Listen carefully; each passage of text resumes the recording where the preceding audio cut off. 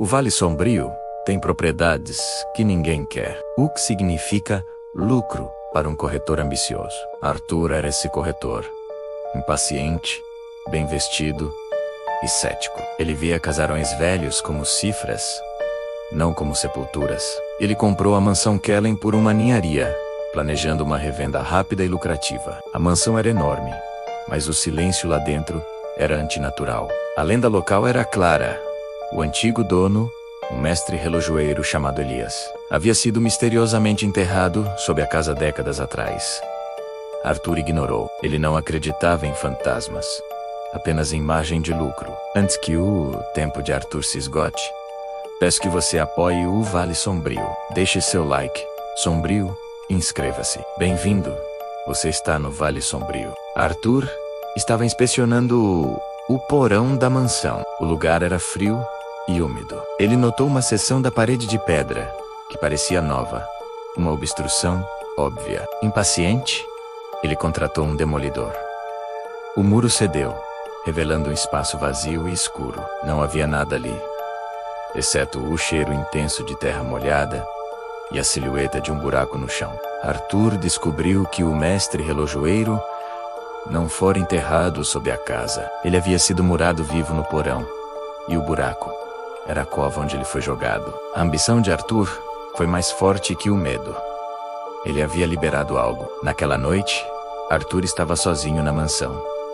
Ele ouviu o som, não um grito, mas um tic-tac lento e poderoso, que parecia vir de dentro das paredes. O som o levou ao sótão. O sótão era uma sala estreita sob o telhado, sem janelas, sufocante. No centro, sobre um cavalete, havia um relógio de pêndulo de ébano e vidro, elegantemente macabro. O relógio não tinha ponteiros. Assim que Arthur tocou o relógio, o mundo se inverteu. A porta do sótão se fechou com um estrondo de ferrolho enferrujado. Uma voz fria e gutural, vinda de lugar nenhum, ecoou: o tempo não é grátis. Arthur, eu paguei. Agora você paga. O fantasma do relojoeiro morto o havia aprisionado. Arthur olhou para o teto. Era feito de pedra pesada e começou a descer, muito lentamente, com um ranger sádico de engrenagens. O espaço diminuía a cada minuto. O terror claustrofóbico começou. O fantasma explicou o mecanismo. O teto desce. O relógio dita a velocidade. O relógio de ébano tinha um pêndulo, mas ele não balançava com o tempo. Arthur olhou para a base do relógio e viu um mecanismo de sucção e um pequeno tubo de metal. O tubo perfurou seu pulso. A dor foi aguda, mas o horror foi maior. O pêndulo começou a se mover com um líquido vermelho e espesso. O relógio era movido pelo seu sangue. A cada gota que alimentava o relógio, o teto descia mais 1 centímetro. O sofrimento de Arthur foi imediato. O teto continuava a descer. Ele estava forçado a se curvar, depois a se ajoelhar. O sangue drenado o enfraquecia, e a claustrofobia esmagava sua mente. O fantasma do relojoeiro não podia ser visto, mas sua presença era uma dor de cabeça constante. Você é impaciente, Arthur. Eu fui paciente. Esperei 50 anos para sentir a terra me esmagar. Você não terá tanto tempo. Arthur tentou quebrar o relógio. Ele usou a única coisa dura que tinha, a fivela do seu cinto de couro. Mas o relógio de sangue estava protegido por uma barreira invisível. Seus golpes só faziam o teto ranger mais rápido. O sangue jorrava a cada batida. Ele estava encharcado no próprio sangue, ajoelhado e espremido. Em um ato desesperado, ele tentou arrancar o tubo de seu pulso. A dor foi excruciante, mas o tubo cedeu. O relógio de pêndulo parou. O teto parou. Arthur teve um momento de alívio, mas o alívio foi breve e cruel. O teto não desceu mais, mas o relógio começou a tocar. Não era um sino, mas um grito de agonia amplificado. O som de alguém sendo esmagado e sufocado. O fantasma não precisava mais do seu sangue. Ele precisava do seu desespero. A voz do relojoeiro morto ecoou: você é um ladrão de tempo, Arthur. Eu roubo o seu fôlego.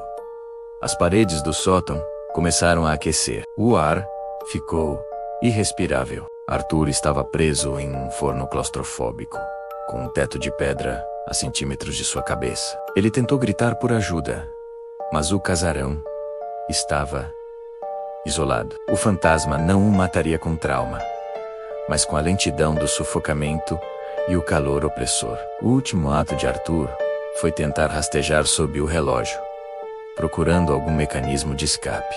Ele usou seus últimos segundos para ler o que estava gravado no metal do relógio. O tempo de Elias, a vingança da paciência.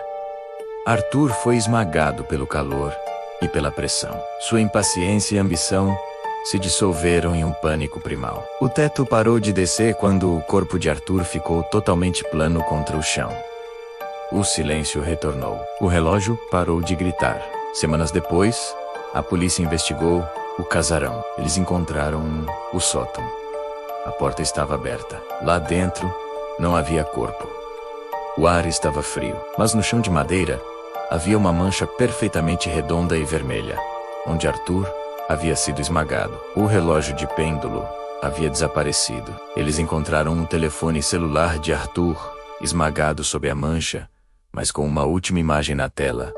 Um selfie tirado por engano no porão, mostrando um vislumbre fantasmagórico de um homem de terno antigo, com as mãos enterradas na terra. O relojoeiro morto.